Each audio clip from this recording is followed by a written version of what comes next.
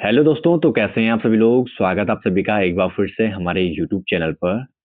तो दोस्तों, जैसे कि आप सभी लोगों को पता है, सीपी राधाकृष्णन 15वें उपराष्ट्रपति चुने जा चुके हैं भारत के। और 9 सितंबर 2025 को इनका चुनाव हुआ था। इस पूरी वीडियो में हम लोग वाइस प्रेसिडेंट के बारे में पढ़ेंगे, समझेंगे और इनसे रिलेटेड कुछ इंपॉर्टेंट एमसीक्यूज भी हम लोग डिस्कस करेंगे, ठीक है ना। तो चलिए शुरू करते हैं। तो दोस्तों, भारत के नए उपराष्ट्रपति बने राधाकृष्णन, ठीक है। इनका क्रमांक आप लोगों ने जरूर याद रखना है, 15th नंबर, ठीक है ना। 15th यानी कि 15वें ये अभी वाइस प्रेसिडेंट बने हैं और एनडीए समर्थित थे, ठीक है ना, सीपी राधाकृष्णन। इनको जो टोटल वोट मिला वो मिला 452। कभी कभी रिसेंटली जो चीजें ऑल ओवर देश में होती हैं वो पूछी जाती हैं, तो ये जरूर ये नंबर याद रखना आप। उसके बाद सीपी राधाकृष्णन चुने गए भारत के उपराष्ट्रपति बी सुदर्शन रेड्डी को हराया। ध्यान रखना, इस नाम को जरूर याद रखना, बी सुदर्शन रेड्डी। ये जो व्यक्ति थे, ये अभी जो सीपी राधाकृष्णन जी उपराष्ट्रपति चुने गए, ये इनके विपक्ष में खड़े थे और इनको हार स्वीकार करनी पड़ी वहां पे, क्योंकि इनको टोटल वोट उतने नहीं पड़े जितने उपराष्ट्रपति बनने के लिए पढ़ने चाहिए थे। तो सीपी राधाकृष्णन ने किनको हराया? बी सुदर्शन रेड्डी को, ठीक है ना। अब देखेंगे कि अगर इन्होंने हराया तो इनका जो इलेक्शन होता है वो किस तरीके से होता है। सबसे पहले जो वाइस प्रेसिडेंट का इलेक्शन होता है दोस्तों, ये होता है आर्टिकल 66 यानी कि 66 के हिसाब से, ठीक है ना। आर्टिकल 66 में वर्णन किया गया है किसका? आप लोगों के इलेक्शन ऑफ वाइस प्रेसिडेंट, ठीक है। और उसके बाद अगर हम लोग देखें तो संसद के जो दोनों सदन होते हैं, चाहे वो लोकसभा हो चाहे वो राज्यसभा हो, इसमें सभी सदस्य क्या करते हैं? चुनाव के दौरान अपनी भागीदारी करते हैं। और इसमें एक चीज ध्यान रखना आप लोग, इसमें मनोनीत सदस्य भी होते हैं। नोट डाउन प्रॉपर कर लेना, मनोनीत सदस्य भी इसमें भाग लेते हैं। जबकि राष्ट्रपति के केस में ऐसा नहीं होता है, वहां पर जो चुने गए प्रतिनिधि होते हैं सिर्फ वो भाग लेते हैं, ठीक है ना। उसके बाद ये देखिएगा, मनोनीत सदस्य भी मैंने लिखा हुआ है। एकल संक्रमणीय पद्धति द्वारा, आनुपातिक प्रणाली द्वारा, ठीक है ना। सेम जैसे प्रेसिडेंट चुने जाते हैं उसी प्रकार से चुने जाते हैं। और आर्टिकल 66 यानी कि 66, इसको जरूर याद करना। आने वाले जो एसएससी सीजीएल का एग्जाम है, आने वाला आरआरबी का जो एग्जाम है, ठीक है ना, रेलवे का, उसके लिए भी बहुत ज्यादा इंपॉर्टेंट है, ग्रुप डी आरआरबी का। तो फ्रेंड्स, अभी तक हम लोगों ने जो डिस्कस करना था वो किया उपराष्ट्रपति के बारे में। अब थोड़ा सा हम लोग भारत के जो नए उपराष्ट्रपति बने हैं और उपराष्ट्रपति जो पद है भारत में, इससे संबंधित कुछ एमसीक्यू देखेंगे जो आप लोगों के लिए बहुत ज्यादा इंपॉर्टेंट होंगे, ठीक है ना। तो पहला क्वेश्चन है, भारत के नए उपराष्ट्रपति कौन बने? तो ये तो आप सभी को पता है, सीपी राधाकृष्णन। कौन बने? CP Radhakrishnan is the right answer. दूसरा क्वेश्चन है दोस्तों, सीपी राधाकृष्णन कौन से क्रमांक के उपराष्ट्रपति बने? तो ये बने हैं 15वें नंबर के, ठीक है ना। ये भी हम लोगों ने डिस्कस कर लिया था।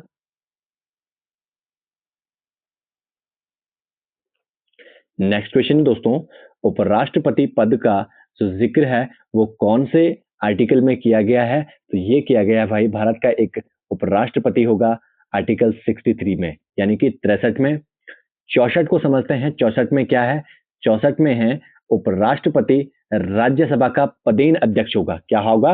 राज्यसभा का पदेन अध्यक्ष होगा, ठीक है ना। 65 में क्या है दोस्तों?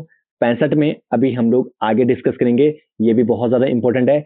66 हम लोग ऑलरेडी डिस्कस कर चुके हैं, 65 को हम लोग आगे पढ़ने वाले हैं क्योंकि इससे ही संबंधित एक क्वेश्चन भी है।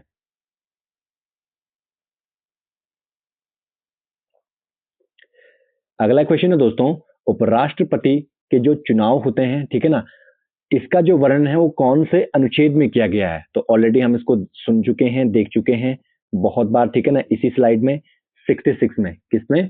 66 में। अगला क्वेश्चन है, उपराष्ट्रपति राज्यसभा का पदेन सभापति होगा, यह कौन से अनुच्छेद में वर्णन मिलता है? यानी कि राज्यसभा का पदेन, ठीक है ना, 64, आर्टिकल 64, हम लोग ऑलरेडी इसको भी डिस्कस चुके हैं। 63 में क्या है? उपराष्ट्रपति का पद। 64 में क्या है? उपराष्ट्रपति जो होगा वो राज्यसभा का पदेन सभापति होगा। 66 में क्या है? इसका चुनाव, ठीक है ना, क्या है? चुनाव। और 67 की बात करें तो ये क्या है? उपराष्ट्रपति अपनी नियुक्ति की तिथि से 5 वर्ष की अवधि के लिए पद का धारण करेंगे, यानी कि इसमें क्या है उनका tenure for the 5 years of terms, इसे हम लोग कहते हैं।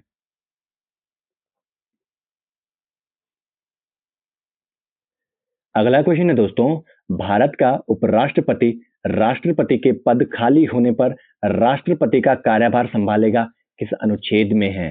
जी हाँ, आर्टिकल 65। किसमें? आर्टिकल 65 में।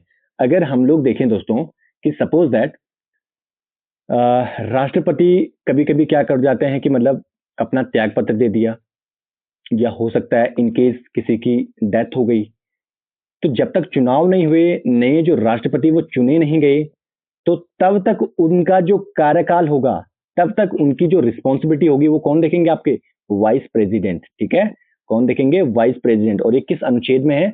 आर्टिकल 65 में। अगला क्वेश्चन है दोस्तों, यहाँ पे थोड़ा सा मिसप्रिंट हो गया, यहाँ पे उपराष्ट्रपति पद होना चाहिए था, ठीक है ना? किस अनुच्छेद में उपराष्ट्रपति जो होता है वो अपने जो पद होती है उसकी जो शपथ लेता है, उपराष्ट्रपति जैसे बनते हैं जो शपथ लेते हैं, तो ये है आप लोगों का आर्टिकल 69। किसमें है? आर्टिकल 69। अगला क्वेश्चन है दोस्तों, राष्ट्रपति को वेतन मिलता है, तो राष्ट्रपति को जो वेतन मिलता है वो मिलता है दोस्तों 4 लाख। कितना मिलता है? 4 लाख, यानी कि 4 लाख जो है वो उपराष्ट्रपति का अभी भारत में वेतन है। और इस पूरी स्लाइड में जो जहां तक मुझे मालूम चल रहा है, अभी तक हम लोगों ने डिस्कस नहीं किया कि भारत के जो पहले उपराष्ट्रपति थे वो कौन थे, तो वो थे आप लोगों के डॉक्टर सर्वपल्ली राधाकृष्णन। ठीक है, दूसरे जो उपराष्ट्रपति थे वो थे जाकिर हुसैन। ठीक है, तो मैं उम्मीद करता हूं उपराष्ट्रपति जो आज हमने इस वीडियो में डिस्कस किया, आप लोगों को बहुत बेहतरीन तरीके से वो याद हुआ होगा, आपने कुछ ना कुछ इस वीडियो से सीखा होगा। और आप अगर हमें सपोर्ट करना चाहते हैं तो आप हमारे चैनल को जरूर सब्सक्राइब करें, ताकि अच्छी से अच्छे कंटेंट हम आप लोगों के लिए आगे लेकर के आएं। और कमेंट जरूर करें, क्योंकि आपके कमेंट से हमें बहुत ज्यादा मोटिवेशन मिलता है। मिलते हैं आप लोगों को जल्दी किसी नए वीडियो में, तब तक के लिए रखिएगा अपना ध्यान। Bye bye.